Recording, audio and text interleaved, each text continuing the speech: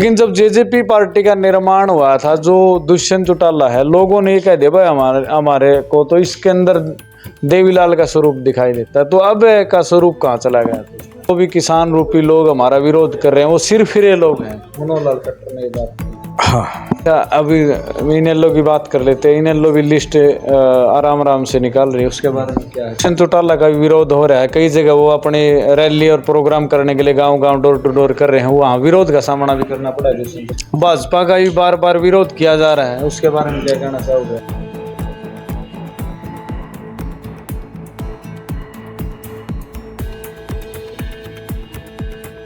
नमस्कार सभी साथियों को, मैं आपका दोस्त आरजे विनय दहिया। साथियों, मैं आपको बताना चाहूंगा, बीजेपी ने अपने हरियाणा की 10 सीटों पर उम्मीदवार उतार दिए हैं और हॉट सीट सोनीपत बनती जा रही है, क्योंकि यहां से इनेलो ने भी अपने उम्मीदवार उतार दिए हैं। साथियों, हमारे साथ इनेलो के उम्मीदवार अनूप सिंह दहिया जी बैठे हैं, एक बार इनसे बात करेंगे। सर, आपका स्वागत है।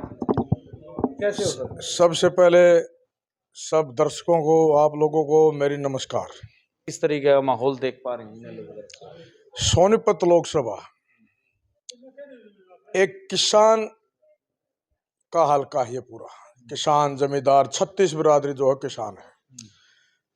और अभय सिंह चौटाला जिसने किसानों का हित में अपने पद से इस्तीफा दिया। निवासी विधायक और भी थे, उन्होंने ये बात नहीं सोची, लेकिन चौधरी अभय सिंह चौटाला जी ने अपने पद का, अपने कैरियर को दांव पर लगा दिया था और उन्होंने किसानों की दुर्दशा देख कर अपने पद से इस्तीफा दे दिया कि हमारे किसान 13 महीने रोड के ऊपर पड़े रहे। जिनको कुछ भाइयों ने कुछ बोला, किसी ने कुछ बोला, किसी ने कहा एंजॉय कर रहे हैं, किसी ने कुछ कहा, लेकिन जो भाई बोलने वाले हैं वो 2 दिन उस रोड पर लेट कर दिखाएं। जो 5 स्टार में रहने वाले हैं वो वहाँ रोड पर कितना मजा आता है, कितने दुखी हुए किसान। दूसरी बात, सरपंचों के साथ क्या दुर्दशा हुई है वो आप सबके सामने है। पढ़ाई के बारे में, ये पढ़ाई में हरियाणा का क्षेत्र कितना आगे गया है आप लोग सब देखते हैं। जवानों को नशे की तरफ, ये तो मैं नहीं कह सकता भाई को पकड़ कर नशा करवाता है, लेकिन उसको रोका नहीं गया। ये सरकार की खामियां हैं। अगर रोकते तो किसान, ये बच्चे जो हैं जवान हमारे, नशे से बच अब जाते हैं। देखिए, इनेलो पार्टी बहुत सशक्त थी, 2018 तक अच्छा था। जेजेपी पार्टी अलग होगी, जेजेपी ने गठबंधन में सरकार बना ली।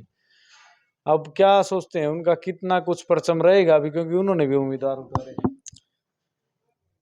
जैसा उन्होंने किया है इस बात का निर्णय जनता करेगी, जैसे को तैसा।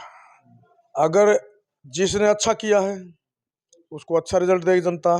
अगर जनता अब ये बात नहीं सोचेगी तो जनता को 5 साल पछताना पड़ेगा। जनता ने सोच के ये निर्णय लेना है कि हमारे हित में किस आदमी ने, किस विधायक ने अपना पद त्याग दिया। जिसने अपना पद त्याग दिया, क्या वो उनकी सेवा नहीं करेगा? वो उनकी हर हाल में सेवा करेगा। मैं तो कहता हूँ जनता को ये सोचना चाहिए कि हमारे लिए केवल एक आदमी हमारा हितैषी था और हम इसकी आज मदद की जरूरत है, इसको आज हम इसकी मदद करें।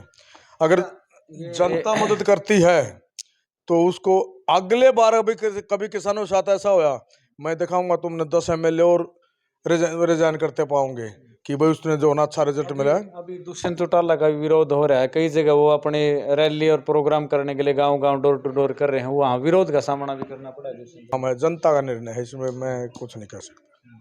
जनता बताएगी जनता क्यों कर रही है। क्या अभी इनेलो की बात कर लेते हैं। इनेलो भी लिस्ट आराम आराम से निकाल रही है, उसके बारे में क्या है, क्या पता है? वो सोच रहे हैं, अपना सर्वे कर रहे हैं, भाई कौन कैंडिडेट हमारा यहाँ फिट बैठेगा, जो जनता की सेवा करता हो। वो अपने आप किसी को नहीं दे रहे, वो जनता से पूछ रहे हैं भाई तुम्हारा कैंडिडेट तुम्हें कौन चाहिए। जनता चुन रही है, इनेलो जनता चुन रही है। इनेलो के नेता अपना कैंडिडेट नहीं चुन रहे, चुन के और अभय सिंह चौटाला को कहते हैं जी हमने ये नेता चाहिए, हमें ये चुन के दे दो। तो जनता का चुनाव जो है वो अभय सिंह चौटाला का कैंडिडेट जनता के द्वारा चुना गया है, उनके अपने द्वारा नहीं। भाजपा का भी बार बार विरोध किया जा रहा है, उसके बारे में क्या कहना चाहोगे? मैंने बताया था, जो जैसी करेगा वैसी भरेगा। उसका जो है ना वो फैसला, जनता क्यों कर रही है ऐसा काम, ये बात तो जनता से पूछिए, जनता जनता बताएगी। मुख्यमंत्री मनोहर लाल खट्टर ने कहा है जो भी इंसान हमारा या जो भी किसान रूपी लोग हमारा विरोध कर रहे हैं वो सिर्फ फिरे लोग हैं। मनोहर लाल खट्टर ने ये बात कही। हाँ, ये सिर्फ रे कहना बहुत आसान है।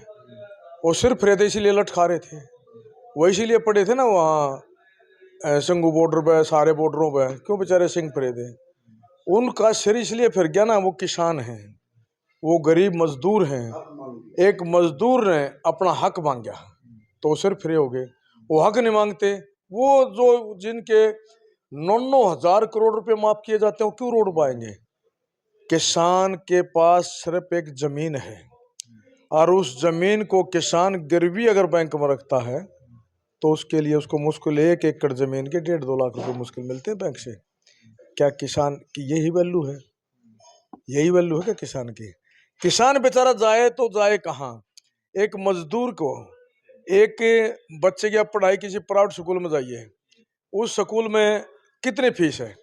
आप उस स्कूल की फीस कैसे बयान करोगे जब आपकी दिहाड़ी 300 रुपये है और फीस एक साल में कहीं कोई 25,000 रुपये ले रहा है, कहीं जूते तक उनके पहनने के हैं नहीं, कपड़े तक मिलते नहीं, कहाँ जाए वो आदमी?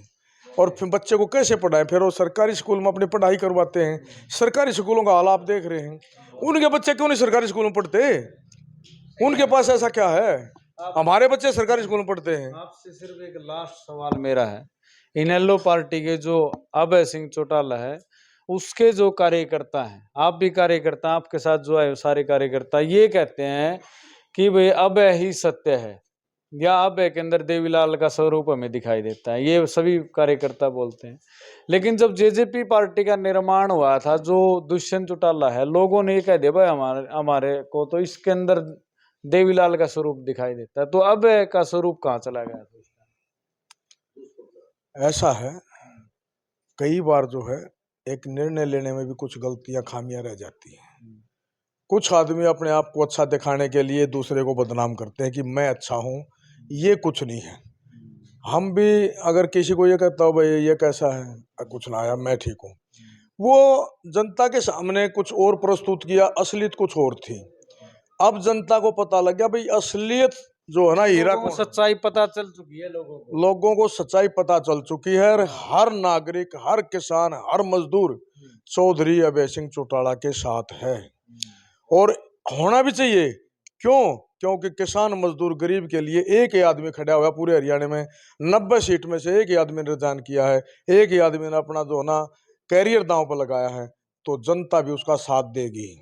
और नहीं देगी तो उसके साथ जो है अन्याय होगा।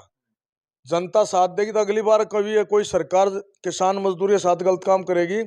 अगर अभय सिंह को जनता ने साथ दिया तो 10 एमएलए और इस्तीफा देने के लिए तैयार होंगे। इस बार किसी की हिम्मत नहीं पड़ी। क्यों नहीं पड़ी? केवल एक ही विधायक नहीं दी, क्योंकि भाई मजदूर के साथ, किसान के साथ बहुत बर्बरता की जा रही है।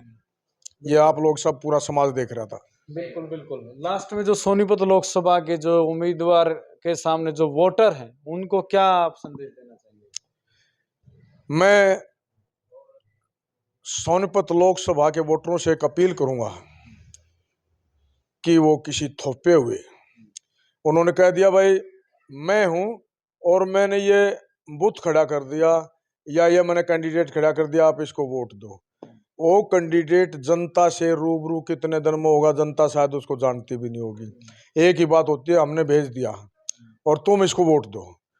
और मैं कहता हूं मैं जनता द्वारा चुना हुआ हूं, मैं जनता से अपील करता हूं हाथ जोड़ के कि उस आदमी को चुनो जो 5 साल आपके बीच में रही।